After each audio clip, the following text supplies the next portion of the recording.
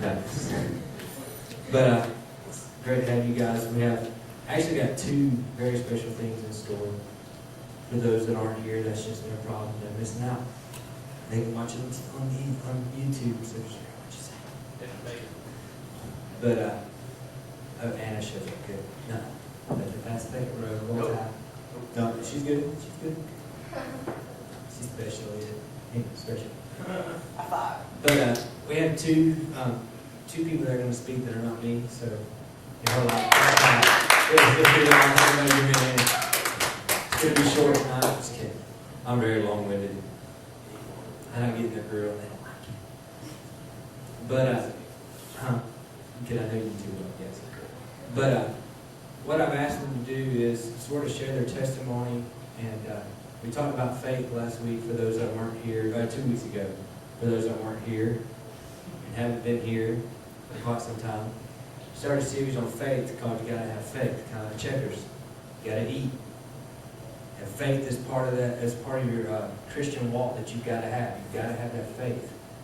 And tonight I want them to share their faith with you, really. Because it's something that shouldn't be taken lightly. Go spit that gum out now. I want to see it gone. You didn't swallow. I ain't scared. Yeah, I did. It's going to be in your intestines for 20 years, you know that? No, it didn't. Yeah. 7, excuse me, 7. But faith is really something that, last week I gave you the illustration of a chili dog. We don't have chili dogs this week, sorry. Maybe in a couple of weeks we'll all have chili dogs for youth. But, it was wrapped up in that wrapper, and we take faith and we treat faith sort of like that wrapper. We just throw it away. We don't think that it's important. We don't think that it's part of the hot dog, But really you need that faith to sort of keep the chili and all the crap off of your hands, you know what I'm saying? So it's important. Faith is very important to what we do as Christians. Faith is very important as far as what we believe and how we believe. But I want, first one is Jaquita. So, she's white with dark hair. So Jaquita, come on up. Jaquita's a friend of ours. She is now my new BFF. I don't know, I've known you, 3 years, 5 years? Me and Candace have been married 5, so 5. But as a woman of God, she has proven herself to be a very faithful person. I love her Facebook statuses all the time. I read them because I'm not spiritual enough, so I read hers. And they lift me up a lot of times because she has faith in God. She believes in what she says. There's a difference between saying something and believing in what you say, and I think that's going to be something that's said a lot tonight. But I believe Jaquita does that, so I want her to share her faith with you. And when you get through, we'll have a little worship, and then we'll bring up our other very special guest. All right, thanks, Brother Ryan. As he said, yes, I have a lot of faith, but once upon a time I had none. I had gotten to a point in my life where I felt like God had left me. But at the same time, it was that I had left God. At night, I would kneel down and pray for everybody in my family but myself, and I'd say, God, I know that you don't want to talk to me, but I'm asking you for my family, not for me. Because I had absolutely lost every bit of faith, every bit of hope that I thought was left in the world, because I had let Satan bring in things to my life that were not of God. So I was raised in a Christian home. Dad's a preacher. Been raised at church every Sunday, every Wednesday, every church service. We were there. We were on the front row. We were in music. When my dad pastored a church, I played the drums. We sang. We sang as a family. We were all in it. But I got to a point in my life when I was about 21 where I decided that, you know what, I've played the good life and it's got me nowhere. So I thought, hey, the grass is greener on the other side, but I found out that the grass is not greener. Their lawn care bill is a whole lot higher. And I began doing things in my life. I went to alcohol. I turned to everything in the world that I could possibly find that tried to fill a void that was in my life.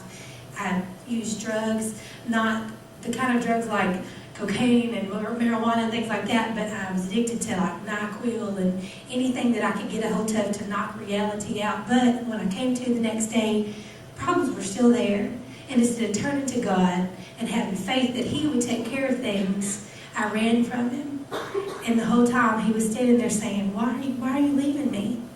Why are you not having faith that I can take care of these things? And the Bible tells us that without faith, we can't be pleasing to God. And I know that I wasn't being pleasing to him because I allowed things to come in between me and him that was keeping our relationship on a very serious strain.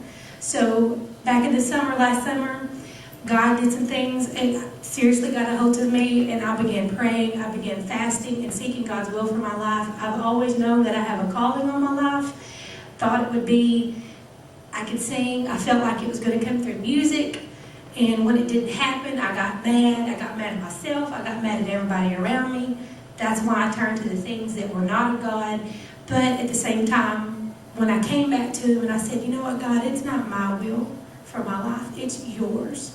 And I turned things over to him, and I let him use me the way he wanted to use me. And I started building up my faith in him and encouraging myself in the Word and standing on the Word of God where he says that he's not going to leave us. He's not going to forsake us. And that if God be for us, who could be against us? I began standing on those scriptures, and I said, God, if you want me to speak, if you want me to sing, if you want me to run, if you want me to scream, whatever you want from me, God, that's what I want for myself. And if you would have told me a year ago that I would stand in front of people and give my testimony, I would have called you crazy because I just wasn't going to do it.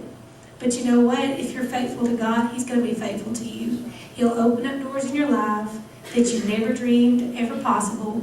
He'll make your wildest dreams come true, I can promise you. But you've got to have faith. Me and Nicole went to the ocean this week, and we began walking along the sea and picking up seashells for Sydney. And I began looking out across the ocean, and God started talking to me. And he said, you know what? My love is like this ocean. It's deep. It's endless for as far as your eye can see. You can't see the edge of the water as far as it goes back. You don't know the endless love that I have for you. And you know, walking along, if you dig your feet in the sand, you dig a hole. And I kept thinking, you know what, sin is like this hole. We dig a hole in our lives and we allow things to fill it up. But God's love is like that ocean. He comes by and he sweeps away the traces of sin that the devil has brought into our lives. And so no matter what you've done, no matter what you're going to do in the future in your lives, the younger ones, God's love is going to come by and he's going to sweep all that sin away if you allow him to. But you've got to have faith. Because like I said, without faith, we cannot be pleasing to him. So walk with God, and I promise you, he's going to guide your footsteps.